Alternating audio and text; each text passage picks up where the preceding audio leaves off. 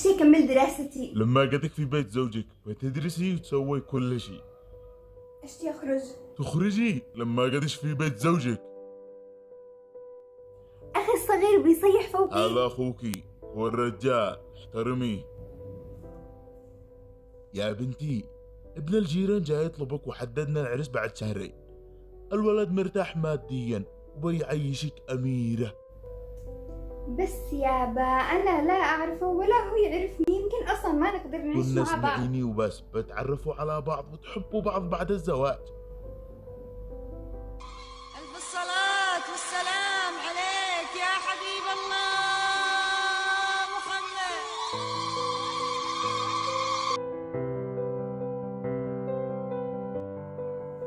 أشتي أكمل دراستي. ما تشتهي بالدراسة والبت فلته لمن؟ كنتي حتجلسي تدرسي في بيتكم. أشتي أخرج. ما فيش خرجة والبت لمن؟ اجلسي في البيت. زوجي مانع لي من كل حقوقي، فوق هذا تعامله معي سيء وما بيحبنيش أصلا. إنما يقولوا عليك يا الناس حانقوا ما قلت لك إلا شهرين معه حتستحي. ما بتشوفش كيف ظروف البلاد والعباد، اللي فيه الجاهل وهو يحبش. زوجي قد تعامله معي أسوأ مما كان، حتى قد بيمد يده علي. ييه وابنك أنا عتسيري به، اصبري عشان ابنك. البنت ما لها إلا زوجها. وهذا هو حال كثير من النساء يتلقوا العنف القائم على أساس النوع الاجتماعي. العنف القائم على أساس النوع الاجتماعي هو كل فعل مؤذي يرتكب ضد إرادة شخص ما، اعتمادا على الفروق المحددة اجتماعيا بين الرجال والنساء، أو الفروق بين الفئات أو الطبقات أو الأجناس.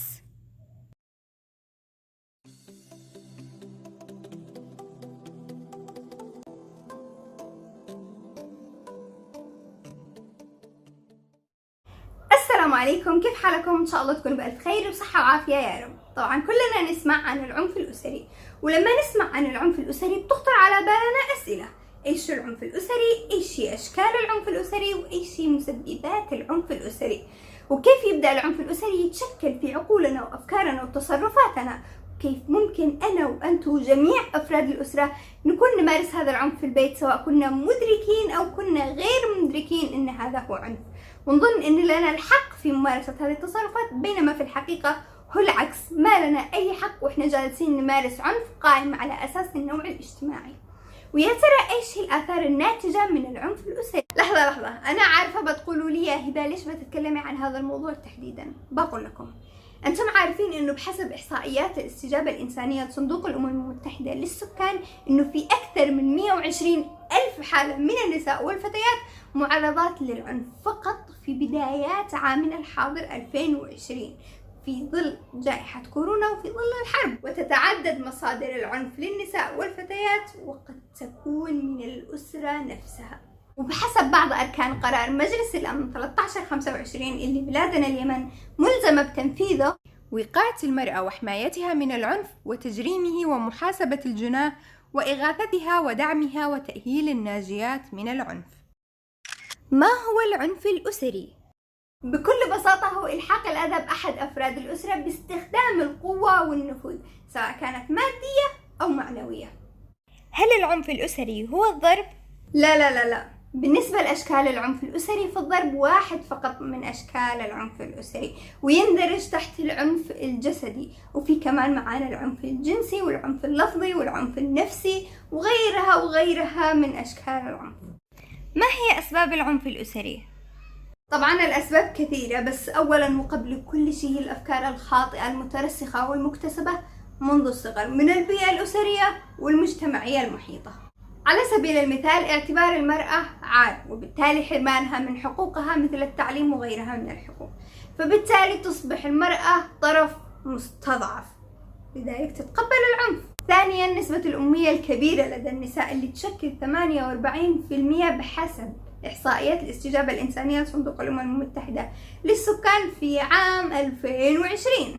فبالتالي نسبة تعرضهن للعنف بتكون أكبر، وكمان تربيتهن للأطفال بتكون بطرق غير تربوية وربما تكون طرق تعنيفية. لذلك الجهل والتنشئة الخاطئة سبب من أسباب تقبلهن للعنف، سواء كان من أب أو من أخ أو من زوج أو من أي فرد من أفراد الأسرة. وفي أسباب كثيرة للعنف الأسري، مثل تلقي الطفل للعنف منذ الصغر وحتى الكبر، سواء كانت بطرق مباشرة أو غير مباشرة.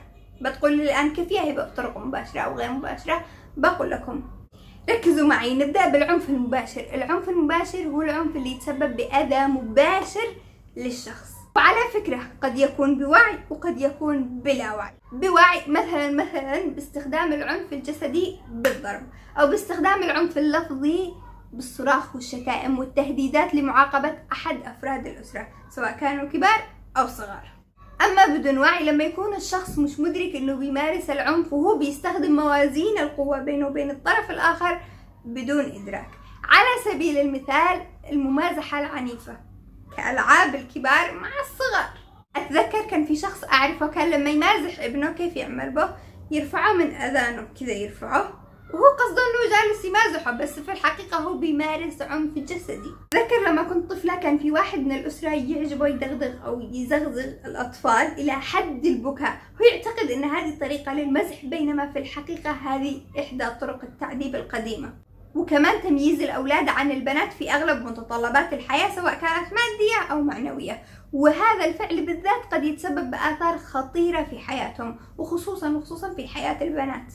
أما العنف الغير مباشر فهو العنف اللي بيتسبب بأذى غير مباشر للشخص، وأيضا قد يكون بوعي أو بلا وعي. ما هو العنف الغير مباشر بوعي؟ يعني إن المعنف يكون قاصد الأذية بس ما عنده الجرأة إنه يأذي الشخص بطريقة مباشرة، فيستخدم المكر والحيلة والذكاء في إظهار العنف، يعني بلف ودوران وبدون تحمل مسؤولية. مثلا فتاة أو أمها جالسة تتباهي بزواج بنتها أمام فتيات مش متزوجات، أو فتيات عمرهن كبير ولسه مش متزوجات، بقصد إنها تغيظهن، يعني تتسبب لهم بأذى نفسي. أو تفضيل الأبوين للأولاد أكثر من البنات بقصد إعطائهم نفوذ على خواتهم. أما العنف الغير مباشر بدون وعي فمثال عليه نفس قصة البنت وأمها اللي بيتباهوا بزواجها أمام بنات غير متزوجات، أو مثل الأبوين اللي بيفضلوا الأولاد أكثر من البنات، بس مع اختلاف بسيط اللي هو عدم إدراكهم لما يقوموا بفعله، يعني بدون قصد، يعني بالعامية بحسن نية. وبكذا يكون الكثير مننا يتسبب في نشر ثقافة العنف على المستوى الأسري بوعي أو بدون وعي، مع جهلنا للآثار السلبية الناتجة. وبهذه التصرفات ينغرس العنف في أذهاننا وينعكس على تصرفاتنا وأفعالنا، فبالتالي يتم ممارسة العنف من الطرف الأقوى إلى الطرف المستضعف بحسب التنشئة الأسرية والمجتمعية، يعني من الأبوين إلى الأبناء، ومن الزوج إلى الزوجة، ومن الإخوة إلى الأخوات، ومن الأولاد إلى البنات. وهذا له آثار سلبية كبيرة جدا على الأطفال والفتيات والنساء في حاضرهم وفي مستقبلهم، من ضمنها فقدان ثقتهم بنفسهم وضعف احترامهم لذاتهم وشعورهم بالدونية، وكمان تتولد عندهم عقدة النقص.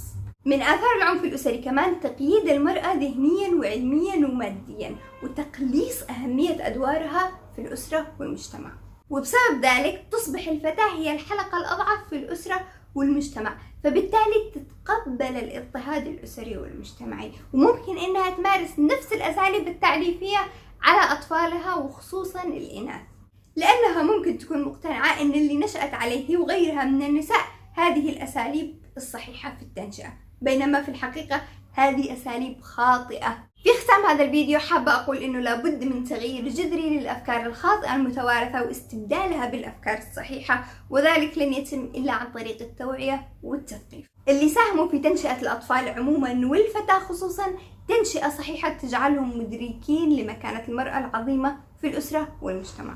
لآبائي وأمهاتي وإخواني اللي جالسين يشوفوا هذا الفيديو، قدروا بناتكم. نصيحة لك يا أختي، أنت مكانتك عظيمة جدا في المجتمع، أنت نص المجتمع ومربية الكل، لا تقبلي العنف وناهضي. وبس، أشوفكم على خير في فيديوهات جديدة. لا تنسوا ما تكتبوا لي آراءكم يا أرقام متابعين، ولا تنسوا ما تعملوا مشاركة لهذا الفيديو بالذات عشان نساهم في دفع العنف عن فتاة. وفي أمان الله.